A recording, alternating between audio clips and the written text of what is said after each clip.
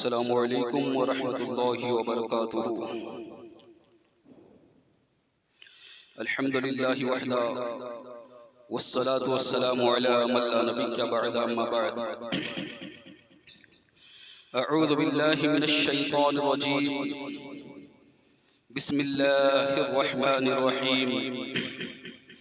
وَإِذِ ابْتَلَىٰ إِبْرَاهِيمَ رَبُّهُ بِكَلِمَاتٍ فَأَتَمَّهُنَّ اللهم نور قلوبنا بالقرآن وزين أخلاقنا بالقرآن وأدخلنا الجنة بالقرآن ونجنا من النار بالقرآن، صدق الله العظيم وصدق رسوله النبي الأمين الكريم، ونحن على ذلك لمن الشاهدين والشاكرين والحمد لله رب العالمين۔ بادہ توحید کے متوالو، غوث اعظم کے جانثارو، آئیے کچھ عرض معروض سے قبل ہم اور آپ مل کر آقا انعامدار، مدینے کے تاجدار، امت کے غمخوار شاہوں کے تاج، آقاؤں کے آقا، ہم غلاموں کے محسن، یتیموں کے سہارا، بے آسروں کے آسرا، بے خانماؤں کے ماوا، غریبوں کے محب، مسکینوں کے ساتھی، مساوات کے حامی، صدق کا منبع، صبر کا معدن، خاکساری کا نمونہ، اولین انسان، محبوب ذیشان، مومن کا ایمان، صبح کائنات کے شمس الضحیٰ، شام کائنات کے بدر الدجا، محمد عربی روح فدا صلی اللہ تعالی علیہ وسلم کی بارگاہ میں جس طرح سے میں پڑھاتا ہوں میرے ساتھ مل کر پڑھیے۔ الصلاۃ والسلام علیک یا رسول اللہ، الصلاۃ والسلام علیک یا حبیب اللہ، الصلاة والسلام علیک یا نبی اللہ صلی اللہ تعالی علیہ وسلم۔ برادران ملت اسلامیہ، خطبہ مسنونہ کے بعد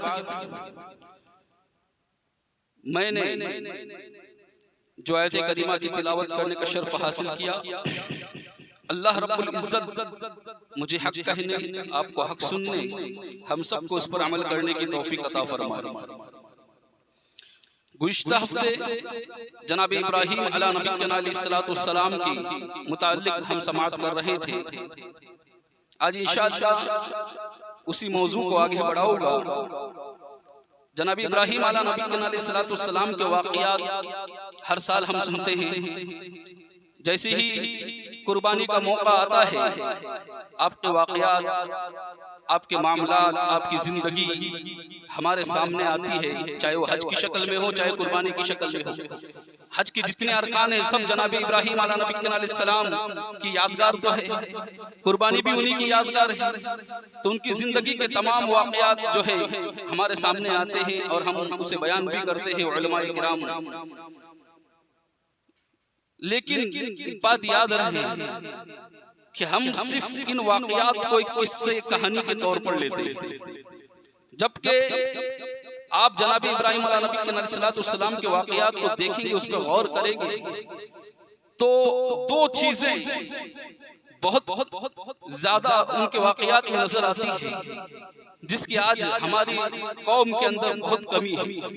وہ دو باتیں یہ ہیں کہ پہلی اللہ پر بھروسہ، اللہ پر توکل، یہ اتنا زیادہ نظر آتا ہے۔ آپ دیکھیں تو صحیح، پوری زندگی آپ کی اسی بات میں گزری، اور پھر صبر پر، آزمائش پر صبر، یہ دوسری چیز۔ لیکن ہم ہیں نہ اللہ پر ہمیں اتنا بھروسہ ہے، نہ آزمائش پر ہمیں صبر ہے۔ تو مسلمانوں، یہ واقعات سننے کا مطلب یہ ہے، واقعات ہم اس لیے سنتے ہیں، اس لیے نہیں کہ کوئی قصے کہانی ہے، دلچسپی اس میں بڑھ جاتی ہے اور ہم ان واقعات کو سن کر اپنے اتنی دیر کے لیے اپنے ایمان کو تازہ کر لیتے، نہیں، بلکہ ہمیں اس سے درس عبرت حاصل کرنا چاہیے، سبق حاصل کرنا چاہیے کہ جناب ابراہیم علیہ نبی علیہ السلام نے کیسی زندگی گزاری، اور آپ اولو العزم پیغمبر ہونے کے باوجود بھی آپ کا معاملہ یہ تھا، آپ پر آزمائش کی گھڑیاں بار بار آ رہی تھی، ایک آزمائش سے نکلے نہیں کہ دوسری آزمائش آ پڑتی تھی۔ تو اگر ہماری زندگی میں بھی کبھی آزمائشیں آئیں، ہماری زندگی میں بھی کئی مشقتیں پریشانیوں کا سامنا کرنا پڑے ہمیں، تو پھر ہمیں گھبرانا نہیں چاہیے، بلکہ اگر کسی انسان کا مقصد یہ بن جائے، اس کا دل اس بات پر راضی ہو جائے کہ مولا تو جس چیز میں راضی ہے میں بھی راضی ہوں، اگر یہ ذہن بنا لیا تو پھر کوئی پریشانی رہے گی ہی نہیں، کوئی غم رہے گا ہی نہیں۔ لیکن ہم یہ نہیں کرتے، ہمارا معاملہ یہ ہے کہ ہم یہ سوچتے نہیں، ہم اپنی مرضی کے مطابق زندگی گزارے، لیکن ایسا تو ہونے والا نہیں ہے۔ اب اپنی مرضی کے مطابق کچھ بھی نہیں کر سکتے ہو، جو کچھ بھی ہوگا وہ آپ کی تقدیر میں، آپ کے نصیبے میں لکھا جا چکا ہے۔ برادران ملت اسلامیہ، تو جناب ابراہیم علیہ نبی علیہ السلام، اب دیکھیں کہ آپ کی استقامت، آپ کا جذبہ، اگر آج ہم کو چند لوگ گھیر لیں تو ہم حق بات نہیں کر پائے گے۔ اگر ٹرسٹیان نے اگر پابندی لگا دی تو امام بھی حق بات بولنے سے عاری ہے، حق بات نہیں بول پاتا۔ اگر چند لوگ اگر گھیر لے، دادا گیری کر لیں تو ہماری زبان خاموش ہو جاتی ہے۔ برادران ملت اسلامیہ، لیکن جناب ابراہیم علیہ نبی علیہ السلام کا جذبہ دیکھیے، جذبہ توحید دیکھیے، دعوت کا جذبہ دیکھیے کہ کیسا جذبہ تھا کہ ان لوگوں کے سامنے جو اب تک کے بتوں کی پوجا کر رہے تھے، ان لوگوں کے سامنے جنہوں نے اپنا معبود چاند کو بنا لیا تھا، ستاروں اور سورج کو بنا لیا تھا، ان کے سامنے کیسے جناب ابراہیم علیہ نبی علیہ السلام نے وحدانیت کا اعلان کیا اور دعوت توحید دی ہے، اللہ کی طرف بلایا ہے۔ ہم نے گزشتہ ہفتے جناب ابراہیم علیہ نبی علیہ السلام کی پیدائش اور اس کے بعد آپ کا شہر میں آنا، بابل میں آنا آپ نے سماعت کیا، اور اپنے چچا سے جو اعتراض کیا تھا، جو اپنے ہاتھوں سے بت بناتا تھا، اس کے بارے میں جو اعتراض کیا تھا وہ سنا۔ اب سنو کہ اسی چچا سے کیا کیا باتیں ہوئی جب قوم کے درمیان پوچھی گئی تھی۔ قرآن عظیم کی روشنی میں انشاءاللہ میں کچھ باتیں آپ کے گوشے گزار کروں گا۔ قرآن عظیم فرماتا ہے کہ اذ قال لِأَبِيهِ یا ابتی لما تعبد ما لا يسمع ولا يبصر ولا يغني عنك شيئا۔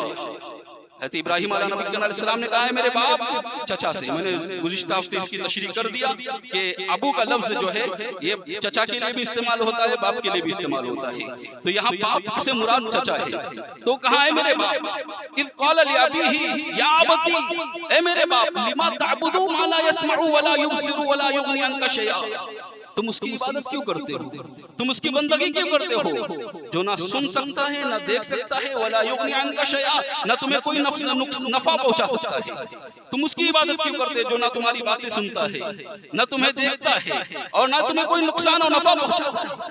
برادران ملت اسلامیہ، فرمایا کہ یا ابتی انی قد جاءنی من العلم ما لم یأتک فاتبعنی اہدک صراطا سویا۔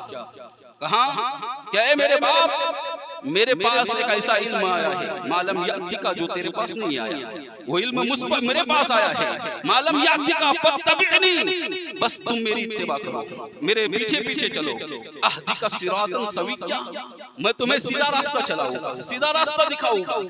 حضرت جناب ابراہیم علیہ نبی علیہ السلام اپنے چچا اور اپنی قوم سے کہہ رہے ہیں کہ سنو، جو علم میرے پاس آیا ہے وہ آپ کے پاس نہیں پہنچا، آپ تو کسی کو بھی معبود بنا رہے ہو، آپ کی پیشانی ہزاروں جگہ جھک رہی ہے، لیکن میرے پاس ایسا علم آیا ہے کہ یہ پیشانی ہر جگہ جھکنے کے لیے نہیں ہے، بلکہ یہ پیشانی جھکے گی تو صرف وحدہ لا شریک کے آگے جھکے گی، اس کے علاوہ کسی اور کے آگے یہ پیشانی جھکے گی نہیں۔ اس پیشانی کا مقام بہت بلند بالا ہے، اس کو جھکانا ہے تو صرف وحدہ لا شریک کے آگے جھکاؤ۔ تو کہا کہ میرے پاس وہ علم آیا ہے جو تمہارے پاس نہیں تھا، اگر تم میرے پیچھے چلو گے، میری اتباع کرو گے، میں جیسا بتاتا ہوں ایسا کرو گے تو اہدک صراطا سویا، تم سیدھے راستے پر چلو گے۔ برادران ملت اسلامیہ، اب ذرا غور کریں کہ یہاں سے بات ثابت یہ بھی ہوتی ہے کہ اگر کسی علاقے کا کوئی بچہ یا کوئی کسی خاندان کا کوئی بچہ عالم دین بن کر واپس آ جائے اور لوگوں کو ڈرائے، لوگوں کو اللہ کا خوف بتائے، لوگوں کو دینی مسائل بتائے، تو ہرگز یہ نہیں سوچنا چاہیے، کچھ بڑے بزرگ ہوتے ہیں نا، ان کے ذہن میں باتیں آتی ہیں کہ کل کا بچہ یہ ہم کو کیا سکھائے گا، آپ تو مدرسے نہیں گئے تھے، آپ نے تو تعلیم حاصل نہیں کی تھی۔ اس نے 7 سال 12 سال مدرسے میں رہ کر پورا دن پوری رات جو ہے محنتیں کی ہیں اور علم دین حاصل کر کے واپس آیا ہے، اور آپ اسی کو سمجھانے لگ گئے ہو یا اسے حقیر سمجھ رہے ہو۔ دیکھو جناب ابراہیم علیہ نبی علیہ السلام عمر میں چھوٹے ہیں، اپنے چچا سے کہہ رہے ہیں کہ فَاتَّبِعْنِی، میرے پیچھے چلو، اہدِکَ صِرَاطًا سَوِیًّا، میں تمہیں سیدھا راستہ چلاؤں گا۔ تو ہرگز یہ گمان میں نہ رہنا اور یہ ظلم میں نہ رہنا کہ آپ کے علاقے کا کوئی یا آپ کے خاندان کا کوئی بچہ ہے اور وہ چھوٹا ہے، لیکن اگر اس نے علم دین حاصل کیا ہے تو اس کے بتائے ہوئے طریقے کار پر آپ کو چلنا پڑے گا۔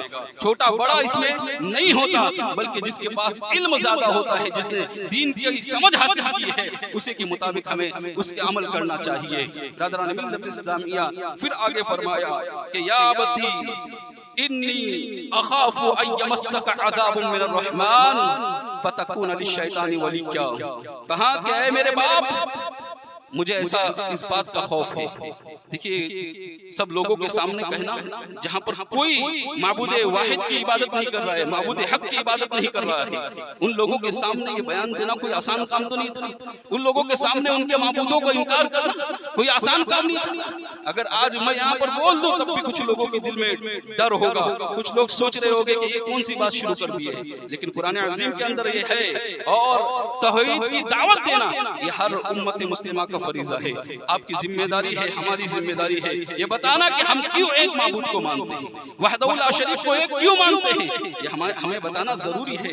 برادران ملت اسلامیہ، ایسے عالم میں انہوں نے کہا کہ اے میرے باپ مجھے اس بات کا خوف ہے، انی اخاف ان یمسک عذاب من الرحمن، کہ رحمان کی طرف سے جب تمہیں عذاب ملے گا نا تو فتکون للشیطان ولیا، تو تم شیطان کے دوست بن جاؤ گے، پھر تم شیطان کے قریب چلے جاؤ گے۔ اور بھی برادران ملت اسلامیہ آگے فرمایا، جب یہ بات سنی نا تو اس نے کہا قال اراغب انت عن آلہتی یا ابراہیم، کہا کہ اے ابراہیم تو ہمارے معبود سے منہ موڑتا ہے، بے رغبتی کرتا ہے اور ہمارے معبود سے بیزاری کا اظہار کرتا ہے۔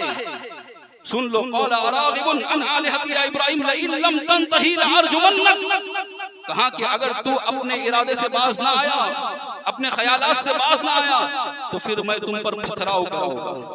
یہی ہوتا ہے جب کفر ہر جاتا ہے، جب کفر کو شکست ہوتی ہے تو پھر وہ مار پیٹ پر اترتے ہیں، دنگے پر اترتے ہیں، جھگڑوں پر اترتے ہیں۔ برادران ملت اسلامیہ، تو دلیلیں بہت مضبوط ہونی چاہیے۔ جناب ابراہیم علیہ نبی علیہ السلام یہ دلیلیں دے رہے ہیں، یہ تو ایک جگہ کی بات ہوئی، پھر ایک مرتبہ قوم سے خطاب کیا ہے، قرآن عظیم نے اسے بھی بیان فرمایا ہے۔ قرآن کہتا ہے اذ قال لأبیہ وقومہ ما تعبدون، حضرت ابراہیم علیہ نبی علیہ السلام نے اپنے باپ سے کہا، یعنی چچا سے کہا کہ تم کس کی عبادت کرتے ہو؟ اذ قال لأبیہ وقومہ، اپنی قوم سے بھی پوچھا ما تعبدون، تم کس کی عبادت کرتے ہو؟ تو ان لوگوں نے کیا کہا، کیا جواب دیا؟ کہا قالوا نعبد اصناما فنظل لها عاکفین، انہوں نے کہا کہ ہم بتوں کی عبادت کرتے ہیں، فنظل لها عاکفین، اور اس کے آگے آسن مار کر عبادت کے لیے بیٹھ جاتے ہیں، ہم اس کی عبادت بھی کرتے ہیں اور آسن مار کے اس کے آگے سامنے بیٹھ بھی جاتے ہیں، فنظل لها عاکفین۔ تو حضرت ابراہیم علیہ السلام نے فوراً سوال کیا، پوچھا قال هل يسمعونكم اذ تدعون، پوچھا کہ جب تم بولتے ہو، جب تم اسے پکارتے ہو، هل يسمعونكم، کیا وہ سنتے ہیں؟ قال هل يسمعونكم اذ تدعون، جب تم مجھے پکارتے ہو تو کیا وہ سنتے ہیں؟ قال هل يسمعونكم تدعون او ينفعونكم او يضرون، کہاں کہ وہ تمہیں کوئی فائدہ اور نقصان بھی پہنچاتے ہیں۔ برادران ملت اسلامیہ، یہاں پر رک کر میں ایک بات اور واضح کرنا چاہوں گا کہ بہت سارے لوگ جو ہیں نا، ان آیتوں کو جو ابھی میں آیتیں پڑھ رہا ہوں جو بتوں کی حق میں نازل ہوئی ہے، بتوں کے متعلق نازل ہوئی ہے نا، یہ بات تو صاف ظاہر ہے کہ بتوں کے لیے کہا جا رہا ہے، لیکن کچھ لوگ ایسے ہیں جو فتنہ کرنا چاہتے ہیں اہل سنت والجماعت کے درمیان، اور وہ لوگ ان آیتوں کو اللہ کے ولیوں پر چسپا کرتے ہیں اور یہ آیتیں پیش کرتے ہیں اور کہتے ہیں کہ اللہ کے ولی کوئی سن سکتا ہے، تم ان سے انہیں پکارتے ہو، یہ ساری باتیں۔ اور سنو صحیح ستہ کی حدیث میں ہے، اللہ کے رسول تاجدار مدینہ صلی اللہ علیہ وسلم نے ارشاد فرمایا کہ قرب قیامت جو دور آئے گا اس میں ایک گمراہ قوم ہوگی، جو گمراہ فرقہ ہوگا، اس کی ایک علامت یہ بھی ہوگی، سن لو، اس کی ایک علامت یہ بھی ہوگی کہ جو آیتیں کفار کے حق میں نازل ہوئی، جو آیتیں بتوں کے حق میں نازل ہوئی، وہ آیتوں کو مسلمانوں پر چسپا کرے گی۔ اب خود اندازہ لگاؤ، یہ صحیح ستہ کی حدیث ہے، تو یہ جو بتوں کے حق میں نازل ہوئی آیتوں کو اللہ والوں کے حق میں چسپا کرنا، یہ درست ہو سکتا ہے؟ ہرگز نہیں ہو سکتا۔ تو کہاں کہ ہرگز ایسے لوگوں کے دھوکے میں نہ آنا، ایسے لوگوں کے دھوکے میں فریب میں مبتلا نہ ہونا۔ اس لیے جب بھی کوئی آپ سے اگر اس طرح کی آیتیں پڑھے قرآن کی، چاہے کوئی بھی آیت پڑھے، اس سے صرف ایک ہی سوال کرنا، اس کا شان نزول بتا دے۔ صرف ایک ہی بات کہنا کہ اس کا شان نزول بتا دے کہ کس وجہ سے آیت نازل ہوئی ہے۔ وہ مر جائے گا لیکن آپ کو شان نزول نہیں بتائے گا۔ کیوں؟ کیونکہ وہ بتوں کی آیتیں ولیوں پر چسپا کر رہا ہوتا ہے۔ بتوں پر آیت نازل ہوئی آیتیں جو ہیں ولیوں پر لگا رہا ہوتا ہے، اس لیے وہ کبھی بھی آپ کو اس آیت کا شان نزول نہیں بتائے گا۔ آپ خود سمجھ جانا پھر وہ خود گمراہ ہے اور وہ راہ سے بھٹکانے کے لیے آیا ہوا ہے آپ کو۔ بہرحال میں عرض یہ کر رہا تھا کہ انہوں نے کہا کہ قال هل يسمعونكم اذ تدعون او ينفعونكم او يضرون، تو کہا کہ تم جو پکارتے ہو تو وہ کیا سنتا ہے؟ جو جس کو معبود بنائے وہ تمہاری باتوں کو سنتے ہیں اور وہ تمہیں نفع و نقصان پہنچاتے ہیں۔ اب انہوں نے غور کیا کہ بت جو ہے یہ کیا نفع و نقصان پہنچا سکتا ہے؟ ہم اپنے ہاتھوں سے جس کو بنائے ہیں اس کو یہ کیا نفع و نقصان پہنچا سکتا ہے؟ تو ان لوگوں نے کہا کہ قالوا بل وجدنا آباءنا كذلك يفعلون، اور یہی جملہ آج بھی کچھ جاہل لوگ استعمال کرتے ہیں۔ ان لوگوں نے کیا کہا کہ ہمیں تو نہیں پتا، ہمیں نہیں سمجھ میں آ رہا کیا ہے، کیا تم کیا بتا رہے ہو، کیا بول رہے ہو، ہمارے ذہن میں ہاں بل وجدنا آباءنا، بلکہ ہم نے اپنے باپ دادا کو اسی پر پایا۔ قالوا بل وجدنا آباءنا كذلك يفعلون، وہ اسی طرح کرتے تھے، ہم نے اپنے باپ دادا کو اسی طرح کرتے ہوئے دیکھا، ہم بھی اسی طرح کر رہے ہیں۔ بہت سارے لوگ جو ہیں جب خرافات کی بات آتی ہے نا تو ہمارے لوگ بھی ایسے ہیں جو ایک نسلوں سے چلی ہوئی پرمپرا ہے اسی کو فالو کر رہے ہیں اور اسی کو آگے بڑھاتے ہیں۔ لیکن یاد رکھنا جو خرافات ہے وہ خرافات ہے۔ اگر علماء نے بتا دیا کہ آپ پہلے جو کرتے تھے اب وہ نہیں کرنا ہے، وہ صحیح نہیں ہے، شریعت میں اس کی اجازت نہیں ہے، تو آپ کو یہ دلیل نہیں دینا چاہیے کہ نہیں ہمارے پہلے سے کرتے چلے آ رہے ہیں، نہیں، بلکہ آپ کو اسی طرح رکنا چاہیے، اسی وقت رکنا چاہیے۔ یہ جو جواب ہے یہ مشرکین کا جواب ہے نا۔ مشرکین کہتے تھے کہ قالوا بل وجدنا آباءنا كذلك يفعلون، کہ ہم نے تو اپنے باپ دادا کو جیسا کرتے دیکھا ہم بھی اسی طرح سے کر رہے ہیں۔ تو کہاں کہ فإنهم عدو لي الا رب العالمین، پھر تو تم میرے وہ سب میرے دشمن ہیں، الا رب العالمین، میرا رب وہ ہے۔ اب حضرت ابراہیم علیہ السلام اپنے رب کا تعارف پیش کر رہے ہیں، دیکھو کتنا بہترین تعارف پیش کیا۔ کہاں رب العالمین الذی خلقنی فہو یہدین، میرا رب تو وہ ہے جس نے مجھے پیدا کیا اور جو مجھے ہدایت دیتا ہے۔ الذی خلقنی فہو یہدین، میرا رب وہ ہے جس نے مجھے پیدا کیا اور وہ مجھے ہدایت دیتا ہے۔ والذی یطعمنی ویسقین، اور میرا رب وہ ہے جو مجھے کھلاتا بھی ہے مجھے پلاتا بھی ہے۔ والذی یطعمنی ویسقین، آگے کہاں وَإِذَا مَرِضْتُ فَهُوَ یشفین، اور جب میں بیمار ہوتا ہوں وَإِذَا مَرِضْتُ فَهُوَ یشفین، تو وہ شفا دیتا ہے۔ میرا رب ہے، اللہ رب العزت ہے۔ وَإِذَا مَرِضْتُ فَهُوَ یشفین، دیکھو ایسی بیماری جب انسان بیماریوں میں گھر جاتا ہے تو پھر اللہ اسی کی طرف لگ جاتی ہے، اللہ رب العزت کی۔ میں اکثر ایک جملہ کہا کرتا ہوں اور آپ اس بات کی تائید کرو گے میرے جملے کی کہ جتنا دل سے اللہ کو یاد مسجد میں نہیں کیا جاتا اتنا دل سے ہاسپٹل میں کیا جاتا ہے۔ سچ کہنا ہے کہ نہیں؟ جب آپ رب کو یاد کرتے ہاسپٹل کے اندر آپ کا قریب بھی کوئی بیمار ہوتا ہے تو آپ جب ہاسپٹل میں جانے کے بعد اپنے رب کو یاد کرتے ہو تو کتنا دل سے مانگتے ہو یا اللہ اسے شفا عطا فرما، یا اللہ اسے تندرستی عطا فرما، یا اللہ اس کو صحت عطا فرما، کتنا دل سے۔ کیا اتنے دل سے ہم مسجد میں پکارتے ہیں؟ کیا ہم اتنے دل سے؟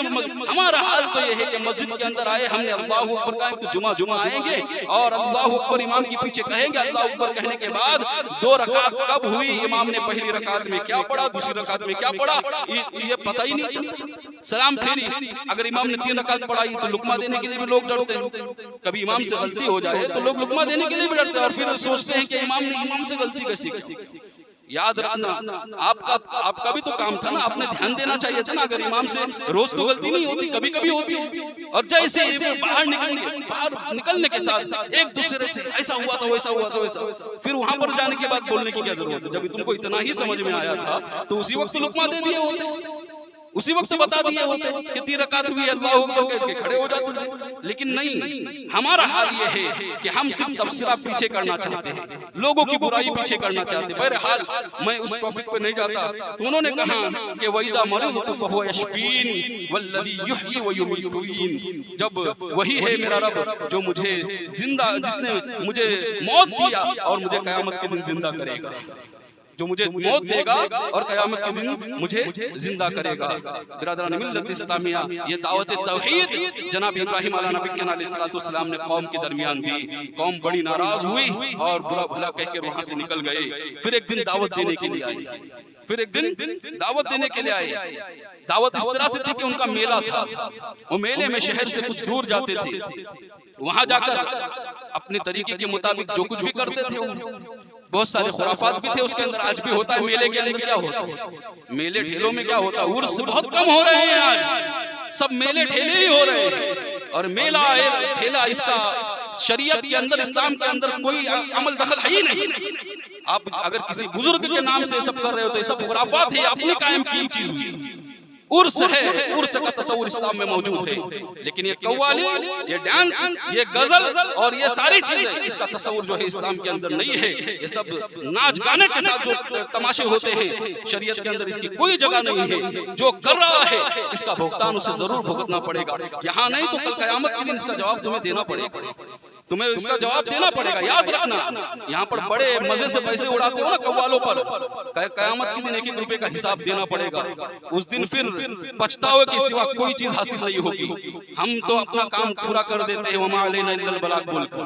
لوگ کہتے ہیں کہ اتنے بیانات ہونے کے باوجود بھی یہاں پر قوالی کیسی ہوتی ہے؟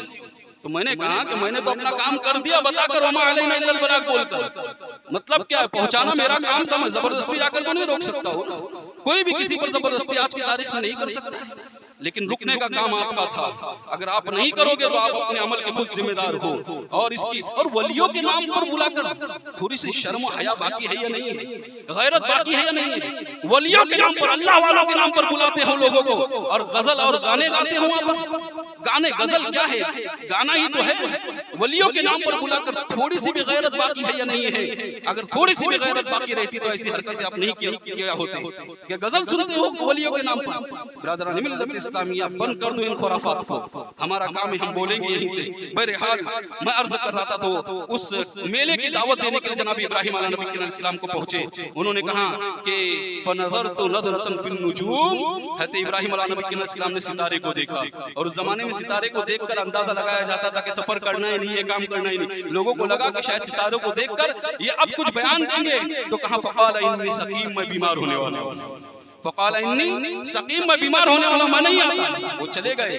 جب آگے گئے نا تو کہا وَتَاللَّهِ لَأَقِيدَنَّ أَصْنَامَكُمْ بَعْدَ أَن تُوَلُّوا مُدْبِرِينَ. کہاں تھوڑے سے آگے گئے نا تو کہا تم جاؤ، پھر جانے کے بعد دیکھو تمہارے معبودوں کا کیا حال کرتا ہوں. وَتَاللَّهِ لَأَقِيدَنَّ أَصْنَامَكُمْ بَعْدَ أَن تُوَلُّوا. تم واپس آؤ گے نا، دیکھو گے اپنے معبودوں کا کیا حال ہے. فَجَعَلَهُمْ جُذَاذًا. قرآن کہتا ہے پھر جب وہ چلے گئے تو ان کے معبود خانے میں جا کر فَجَعَلَهُمْ جُذَاذًا، ان کے ٹکڑے ٹکڑے کر دیے. ان کو پاش پاش کر دیا، کھلاڑا لیا اور پاش پاش کر دیا. فَجَعَلَهُمْ جُذَاذًا إِلَّا قَبِيرًا لَهُمْ. غور سے سننا، إِلَّا قَبِيرًا لَهُمْ، سوائے ایک کے جو بڑا تھا نا اس کو چھوڑ دیا. سب کو پاش پاش کر دیا. ایک جو بڑا تھا فَجَعَلَهُمْ جُذَاذًا إِلَّا قَبِيرًا لَهُمْ لَعَلَّهُمْ يَرْجِعُونَ، اس کو چھوڑ دیا. کیوں چھوڑ دیا؟ لَعَلَّهُمْ يَرْجِعُونَ، تاکہ اس کی طرف رجوع کرے. کون رجوع کرے؟ جب وہ لوگ واپس آئے تو اس سے پوچھے کہ ان کا حال کس نے کیا، اس نے اس کو چھوڑا. ابھی میں نیوز دیکھ رہا تھا، اسی ہفتے کی بات ہے، تو بڑا تعجب ہوا کہ ایک مولوی سامنے بیٹھا ہوا ہے اور اس کو ایک شخص ہے وہ یہ آیت کریمہ پڑھ کر معاذ اللہ ثم معاذ اللہ وہ یہ کہہ رہا ہے کہ دیکھو کہ حضرت ابراہیم علیہ السلام نے ایک شخص کو، ایک بت کو چھوڑ دیا، اور اس بت کو چھوڑنے کا مقصد یہ تھا لعلہم یرجعون، تاکہ حضرت ابراہیم علیہ السلام اس کی طرف رجوع کرے. حضرت ابراہیم بت پرست تھے، معاذ اللہ ثم معاذ اللہ. تو وہ مولوی کیسا تو پتہ نہیں کون اینکر جا کر بیٹھتے ہیں وہاں پر، لوگ بیٹھتے ہیں وہاں پر اور مار بھی کھاتے ہیں. اللہ ان کے نصیب میں اور اور مار لکھتے کہ انہوں نے اسلام کا ٹھیکہ لے کر نہیں رکھا ہے، اسلام کو بدنام کرنے کے لیے وہاں پر جاتے ہیں، جو بھی جاتے ہیں وہاں پر اسلام کو بدنام کرنے کے لیے جاتے ہیں، اس میں سے کوئی بھی اسلام کا نالج نہیں رکھتا، اسلام کی معلومات نہیں رکھتا اور چلے جاتا ہے اور پھر رسوا ہو کر آ جاتا ہے۔ بہرحال عرض یہ کر رہا تھا، اس نے حضرت ابراہیم علیہ السلام کی طرف اس بات کو منسوب کیا اور وہ شخص خاموش رہا، جبکہ لعلہم یرجعون فعل جمع کا ہے اور یرجعون جمع کا فعل ہے، جس کا مقصد یہ تھا کہ وہ لوگ جب آئیں گے نا تو اس کی طرف رجوع کر کے اس سے پوچھے کہ یہ کس نے حال کیا ہے۔ فجعلہم جذاذا الا کبیرا لہم لعلہم یرجعون، جب واپس آئے تو کہاں قالوا من ھذا بآلہتنا انہو لمن الظالمین، قالوا من فعل ھذا بآلہتنا انہو لمن الظالمین، کہاں جب دیکھا تو کہاں یقیناً یہ ہمارے معبودوں کے ساتھ جس نے کہا بڑا ظالم شخص ہے، ظالم ظلم ہو گیا ہمارے اوپر۔ جب یہ باتیں ہو رہی تھی قالوا سمعنا، تو کچھ لوگوں نے کہا، کچھ لوگ کھڑے ہوئے نے کہا سمعنا فتى یذکرہم، ہم نے دیکھا، ہم نے سنا ہے ایک نوجوان جو ہے ہمارے معبود کے تعلق سے اچھے عقیدے نہیں رکھتا ہے، وہ اچھی باتیں نہیں بیان کرتا ہے، یقال لہ ابراہیم، اسے ابراہیم کہتے ہیں، کہاں کہ قالوا فأتوا به على اعین الناس لعلهم يشهدون، انہوں نے کہا کہ پھر انہیں بلایا جائے تاکہ لوگ اس کے خلاف گواہی دے اور بتا دے کہ اس کا عقیدہ ایسا ہی ہے اور یہ ایسی باتیں بولتا ہے، تو اسے بلایا جائے اور لوگ گواہی دے۔ قالوا، جب انہیں بلایا گیا، قالوا اانت فعلت هذا بآلهتنا یا ابراہیم، کہاں بلانے کے بعد لوگوں نے پوچھا اے ابراہیم، یہ جو معبودوں کے ساتھ ہمارے جو سلوک کیا ہے یہ تم نے کیا ہے، کس نے کیا ہے، تم نے کیا ہے، آلہتنا یا ابراہیم، کہاں یہ تم نے کیا ہے۔ قال، حضرت ابراہیم علیہ السلام نے کہا قال بل فعل کبیرہم، شاید اس بڑے نے کیا ہوگا، اشارہ کیا بڑے کی طرف، اور کہا اس کے جب شاہد یہی ہے، بات یہی ہے کہ چھوٹے جو معبود ہیں وہ سب پاش پاش ہوئے پڑے ہوئے اور بڑے معبود کے جو کلاڑی اس کے کندھے پہ لٹکی ہوئی، کہاں کہ قال بل فعل، اس نے کیا ہوگا۔ یہاں پر معاملہ یاد رکھنا، حضرت ابراہیم علیہ السلام جانتے تھے لیکن دلیل کے طور پر یہ باتیں کہی تھی۔ قال بل فعل کبیرہم، پھر کہا ھذا فاسألوہم ان کانوا ینطقون، اچھا وہ نہیں بتا تو اس سے پوچھو، جن کے پاش پاش ہوئے، جن کے ٹکڑے ہوئے ان سے پوچھو، فاسألوہم، ان سے پوچھو ینطقون، اگر وہ بتائے۔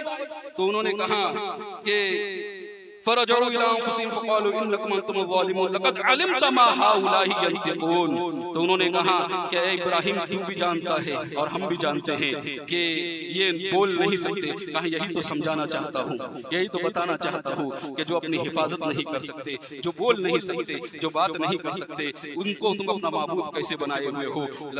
اف لکم ولما تعبدون من دون اللہ افلا تعقلون، تمہارے اس معبود پر بھی اف ہے اور تمہاری عقلوں پر بھی اف ہے، تمہارے کرتوتوں پر بھی تعجب ہے، کہاں افلا تعقلون، کیا تم عقل نہیں رکھتے ہو، جس کو اپنے ہاتھوں سے بناتے ہو اسی کی عبادت کرتے۔ مسلمانوں، اللہ کا لاکھ لاکھ شکر ہے تم پر، ہم پر، کہ اللہ رب العزت نے حضور اکرم صلی اللہ علیہ وسلم کے ذریعے ہمیں سچی ہدایت عطا فرمائی، وحدہ لا شریک کا پتہ بتایا، ہماری پیشانی ایک معبود کے آگے ہی جھکتی ہے۔ کہاں قالوا، لقد علمت ما هؤلاء ينطقون قال فتعبدون من دون الله ما لا ينفعكم شيئا ولا يضركم اف لكم ولما تعبدون من دون الله فلا تعقلون قالوا حرقوه وانصروا آلهتكم ان كنتم فاعلين، کہاں اب آگ جلاؤ، اگر تم اپنے معبودوں کی مدد کرنا چاہتے ہو تو آگ جلاؤ۔ اس کے بعد کیا ہوا انشاءاللہ ہم اگلے ہفتے سماعت کریں گے۔ اللہ تعالیٰ سے دعا ہے کہ جو بات کہی اس میں غلطیاں خامیاں ہوگی معاف فرمائے، کہنے سننے سے زیادہ عمل کرنے کی توفیق عطا فرمائے۔ وما علینا الا البلاغ۔ السلام علیکم ورحمۃ اللہ وبرکاتہ۔